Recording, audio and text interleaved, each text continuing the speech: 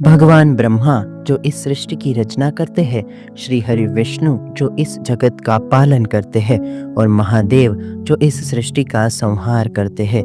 इस सृष्टि की उत्पत्ति, स्थिति और लय के लिए अपने अपने समय और शक्ति के अनुसार कार्य करते हैं। जैसे ब्रह्मा सृष्टि का हर कल्प में प्रादुर्भाव करते हैं, नारायण अपने अवतार के माध्यम से हर युग में इस सृष्टि की रक्षा करते हैं तथा भगवान शिव अपने अपने उग्र और संहारक स्वरूप से इस कल्प का अंत करते हैं। परंतु जिस प्रकार पुरुष प्रकृति के बिना जीवन को उत्पन्न नहीं कर सकता, इस प्रकार ब्रह्मा बिना सरस्वती, विष्णु बिना लक्ष्मी और शिव के बिना शक्ति के अपने अपने कर्तव्य को पूरा करना संभव नहीं है। जैसे श्रीमन नारायण और भगवान शिव हर काल में अवतार लेकर इस सृष्टि का संतुलन बनाए रखते हैं, उसी प्रकार माता भी समय समय पर अपने अलग अलग स्वरूप से इस सृष्टि की रक्षा, संचालन, उत्पत्ति और विनाश का कारण बनती है। उस शक्ति स्वरूपा ने न जाने हर काल में कितने ही स्वरूप और अवतार लेकर इस सृष्टि की रक्षा की है। हमारे इतिहास में कई ऐसी देवियां हैं जो आज सभी लोगों के सामने नहीं है और कई शक्तियां गुप्तगामी होती जा रही है। आज से आने वाली इस वीडियो श्रृंखला के हर एपिसोड में हम ऐसी ही गुप्त और गुमनाम देवियों की शक्ति और इतिहास के बारे में जानेंगे जो आज के समय में लोग भूलते जा रहे हैं। माँ तारा, माँ त्रिपुर भैरवी, माँ कमला, माँ लज्जा गौरी, माँ प्रत्यंगिरा, माँ वाराही, माँ छिन्नमस्ता जैसी कई देवियाँ जिनके बारे में आज के समय में बहुत कम बात होती है। आज के इस एपिसोड से हम माता के इन्हीं स्वरूपों के बारे में जानेंगे। आज के इस एपिसोड में हम ऐसी ही एक देवी जो विनाश और करुणा, मृत्यु और मोक्ष तथा जो काल को निगल लेने वाली महासत्ता है, उस माँ काली के बारे में जानेंगे।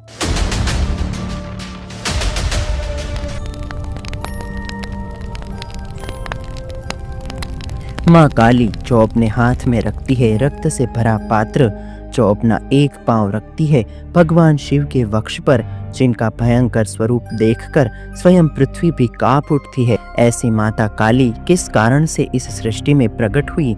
क्यों लेना पड़ा इन्हें इतना प्रचंड अवतार? माता काली का स्वरूप इतना काला क्यों है? काली माँ अपने हर स्वरूप में अपनी जिह्वा बाहर की ओर क्यों रखती है? देवी माँ भगवान शंकर के सीने पर पांव रखकर खड़ी है, तो क्या वे भगवान शिव से भी शक्तिशाली है? माता के प्रमुख मंदिर कहाँ है? क्या है उनका इतिहास?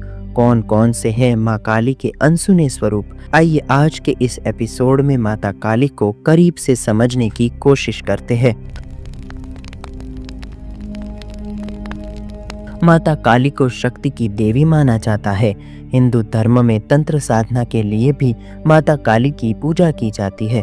माता काली को देवी दुर्गा का ही रूप माना जाता है। माता काली जो गुप्त 10 महाविद्याओं में से सबसे पहली महाविद्या मानी जाती है। 10 महाविद्या वो शक्तियाँ है जो तंत्र साधना के लिए सबसे प्रसिद्ध देवी मानी जाती है, जिनकी पूजा मुख्य तौर पर गुप्त नवरात्रि के दौरान की जाती है।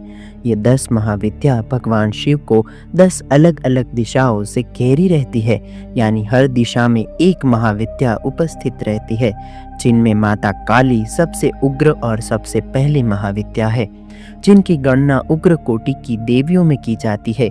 आइए सबसे पहले जानते हैं माता काली के स्वरूप के बारे में। दैत्यों का संहार करने के लिए माता काली ने यह स्वरूप धारण किया था। इनका विस्तृत वर्णन कालिका पुराण में मिलता है। शव पर आरूढ़ यह महाविद्या शिव शंकर के भांति ही जल्दी ही रूठ और मान जाती है। इनका अपमान करना अपने जीवन में संकट को निमंत्रण देना बताया गया है। माँ के एक हाथ में खड़ग, दूसरे हाथ में त्रिशूल या तलवार, तीसरे हाथ में कटा हुआ सिर और चौथे हाथ में खून से भरा खप्पर शोभायमान है। माँ का यह स्वरूप अत्यंत जागृत एवं उग्र है। शत्रुहंता महिषासुर मर्दिनी एवं शिव प्रिया चामुंडा तथा रक्त बीज संहारिणी का साक्षात स्वरूप है, जिन्होंने देव दानव युद्ध में देवताओं को विजय दिलवाई थी। माँ का क्रोध उस वक्त इतना उग्र था कि उन्हें शांत करने के लिए शिव स्वयं उनके चरणों में लेट गए थे। माँ की इस मुद्रा में माँ का एक पांव भगवान शिव के सीने पर स्थित है। तो क्या माता काली इतनी शक्तिशाली है कि जो भगवान शिव को भी अपने चरणों के नीचे रखती है?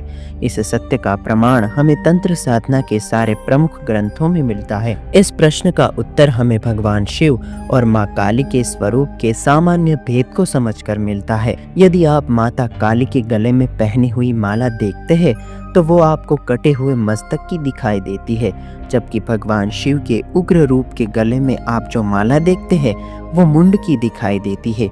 ये मुंड और मस्तक में इतना ही भेद है कि यदि आप मुंड को चमड़ी का आवरण लगा देंगे तो वो एक मस्तक बन जाएगा। इसी प्रकार से ये पूरा संसार शिवमय है। शिव ही इस संसार का आधार है, इसीलिए वो भूतपति, आदि योगी, पशुपति है।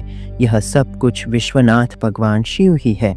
भगवान शिव ही जन्म और शिव ही मृत्यु है, परंतु इस जन्म और मृत्यु के खेले में भेद प्रकट करने के लिए आती है माँ काली। यदि भगवान शिव श्वास है तो उसी श्वास को एक शाब्दिक अर्थ देने वाली माँ काली है। इसीलिए माँ काली के गले में जो माला है वो 51 संस्कृत वर्ण माला को भी दर्शाती है। माता काली अपने गले में जो कपाल की माला धारण करती है वो कोई और नहीं बल्कि जो जीव इस काल माया के चक्र से मुक्त नहीं हो पाए हैं उनको दर्शाती है, और साथ ही माँ काली इस काल माया के चक्र से निकलने का रास्ता अपने स्वरूप के माध्यम से बताती है।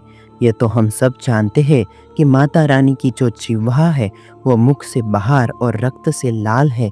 इसमें जो रक्त है वो तामसिक वृत्ति का प्रतीक है, और जो जिह्वा है जिसके द्वारा हम भोग करते हैं वो राजसी वृत्ति का प्रतीक है। उन दोनों को माता ने अपने दांत से दबाया हुआ है। यह दांत सात्विक वृत्ति का प्रतीक है। इसके माध्यम से माता हमें ये समझाना चाहती है, यदि हम अपनी तामसिक और राजसिक वृत्ति को सात्विक वृत्ति से नियंत्रण में रखें तो इस माया जाल से मुक्त हो सकते हैं। माता काली जिनका रंग हमेशा से काला है, माँ का यह काला रंग सब कुछ खत्म होने के बाद का और सब कुछ आरंभ होने के पहले का रंग है। तो जो अंत के बाद और आदि से पहले आता है यही माँ काली है, और यही परम सत्य है जिसे ना तो मिटाया जा सकता है और ना तो ढका जा सकता है।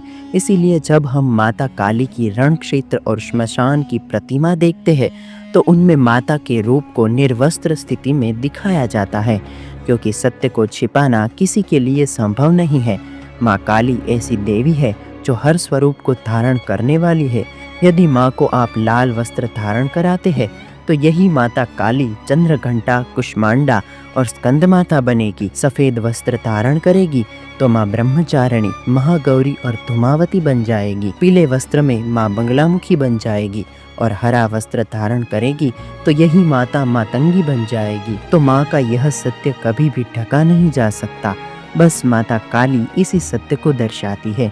आइए अब जानते हैं कि कैसे हुई थी माँ काली की उत्पत्ति। सर्वप्रथम इस ब्रह्मांड की उत्पत्ति के समय माँ आदि पराशक्ति प्रकट हुई। जब माँ ने देखा कि अभी ब्रह्मांड का अवतरण नहीं हुआ, काल चक्र शुरू नहीं हुआ, इस ब्रह्मांड को स्थापित करने के लिए, जीवन चक्र को आरंभ करने के लिए उन्होंने पहली महाविद्या प्रकट की, जो थी माता काली, जिनके साथ ही काल का प्रागट्य हुआ और जीवन चक्र की शुरुआत हुई। इस प्रकार आदि काल से ही माता रानी का यह स्वरूप प्रकट और जागृत था, परंतु उनका काली स्वरूप किस प्रकार लोगों के सामने आया, आइए जानते हैं उस कथा के बारे में। श्री मार्कंडेय पुराण एवं श्री दुर्गा सप्तशती के अनुसार काली माँ की उत्पत्ति जगत जननी माँ अम्बा के ललाट से हुई थी। कथा के अनुसार शुंभ निशुंभ दैत्य के आतंक का प्रकोप इस कदर बढ़ चुका था कि उन्होंने अपने बल, छल एवं महाबली असुरों द्वारा देवराज इंद्र सहित अन्य समस्त देवता गणों को निष्कासित कर स्वयं उनके स्थान पर आकर उन्हें प्राण रक्षा हेतु भटकने के लिए छोड़ दिया। दैत्यों द्वारा आतंकित देवों ने माँ आदि पराशक्ति से मदद मांगी। तब माता ने देवों की प्रार्थना पर उनसे युद्ध करने का फैसला किया। शुंभ निशुंभ के सबसे शक्तिशाली राक्षसों में से एक महिषासुर, जो राक्षस राज रंभ का पुत्र था, एक महिषी और राक्षस के योग से जन्मा होने के कारण यह महिषासुर कहलाया। जो अपनी इच्छा के कारण भैंस और मनुष्य का रूप ले सकता था। ब्रह्मा जी के वरदान के कारण उसकी मृत्यु केवल एक स्त्री के हाथों ही हो सकती थी। इसीलिए माता रानी ने उनके साथ युद्ध करके उसका वध किया। इस समय को हम शारदीय नवरात्रि के रूप में मानते हैं। 9 दिनों के युद्ध के बाद माँ ने उस असुर का वध किया, जिस कारण माँ का एक नाम महिषासुर मर्दिनी पड़ा। इस प्रकार चंड और मुंड नाम के 2 राक्षस को मारने के कारण माता का नाम चामुंडा पड़ा। उसी प्रकार शुंभ निशुंभ की सेना में उसी समय एक शक्तिशाली असुर रक्तबीज भी था। रक्तबीज जिसने भगवान ब्रह्मा की तपस्या कर उनसे एक अनोखा वर प्राप्त किया था। इस वर के अनुसार उसके रक्त की बूंद भूमि पर जहाँ भी गिरे वहां से एक और रक्तबीज उत्पन्न हो जाए। इस वरदान के चलते वो अमरता के बहुत करीब पहुंच गया था। इसीलिए माता काली ने अपना उग्र स्वरूप धारण किया, जिसमें माँ अपने हाथों में रक्त से भरा खप्पर रखती है, जो रक्त बीज को मारने के बाद उसका रक्त उस खप्पर में समा लेती है, जिससे नया रक्त बीज उत्पन्न नहीं हो पाए। इस प्रकार माता के इस उग्र रूप ने रक्त बीज का भी अंत किया, परंतु राक्षस सेना के अंत के बाद भी माता के क्रोध में कोई बदलाव नहीं आया। यह देख भगवान शिव माता के रास्ते में लेट गए और माँ का पांव भगवान के सीने पर पड़ गया। ये देख माता का क्रोध शांत हो गया और अपने पति के वक्ष पर चरण रखने की ग्लानि से उनकी जिह्वा बाहर आ गई। तो दोस्तों, इस प्रकार हुई थी माँ काली की उत्पत्ति। एक और कथा के अनुसार जब माता सती प्रजापति दक्ष के यज्ञ से अपमानित होकर खुद को अपनी ही योगा अग्नि से जला देती है, तब भगवान शिव उनके मृत शरीर को लेकर अपार दुख में चले जाते हैं।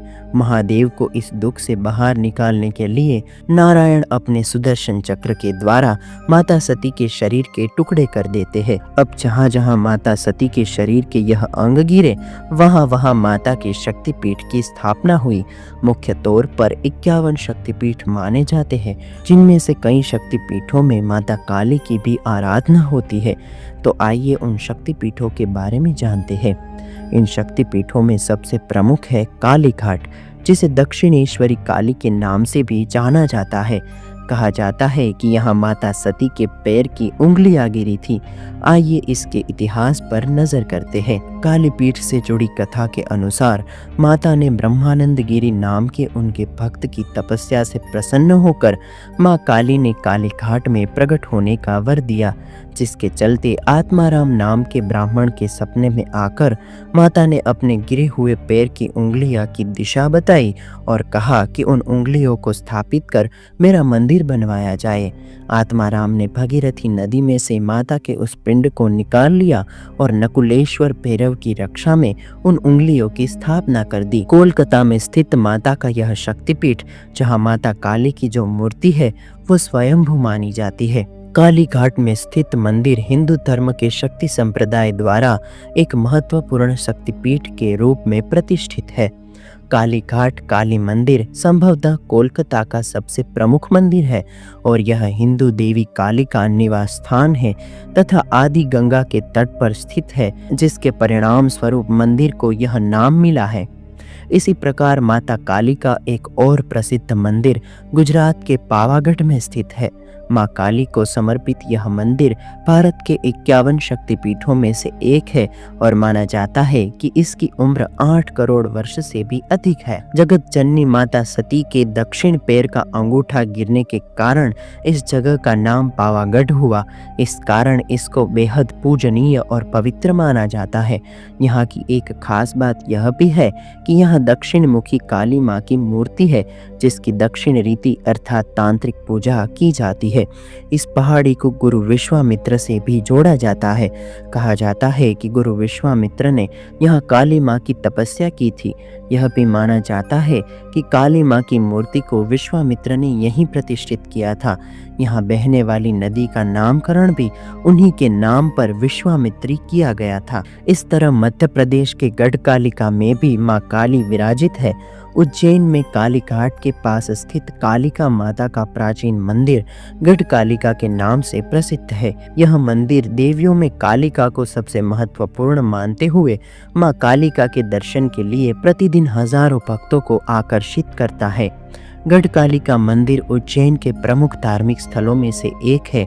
यह मंदिर देवी काली को समर्पित है और इसे 51 शक्तिपीठों में से एक माना जाता है, जहां देवी सती का ऊपरी होठ गिरा था। मान्यता है कि महान कवि कालिदास ने इस मंदिर में मां कालिका की आराधना करके ज्ञान प्राप्त किया था। रोजाना हजारों भक्त, विशेषकर छात्र, इस मंदिर में मां कालिका के दर्शन के लिए आते हैं, क्योंकि यह ज्ञान और विद्या की देवी के रूप में भी पूजी जाती है। माता काली, जो ज्ञान, करुणा और रक्षा की देवी है, जो भगवान शिव के ऊपर अपना चरण रखकर तथा अपनी जिह्वा को बाहर निकालकर इस सृष्टि को आतताई और दुष्ट असुर तथा मन के विकार को हर लेती है और सदैव अभयदान देती है, ऐसी देवी माँ काली के चरणों में हम सब कोटि कोटि वंदन करते हैं। इसी के साथ इस गुप्तगामी देवियों के इस एपिसोड को हम यहीं समाप्त करते हैं। फिर मिलेंगे किसी ऐसी रहस्यमयी और चमत्कारिक देवी के साथ। आज का ये वीडियो आपको कैसा लगा हमें कमेंट करके ज़रूर बताइए। पसंद आया हो तो वीडियो को लाइक करें और चैनल को सब्सक्राइब करें। फिर मिलेंगे नए वीडियो में नए टॉपिक के साथ। तब तक के लिए दे आज्ञा। नमस्कार।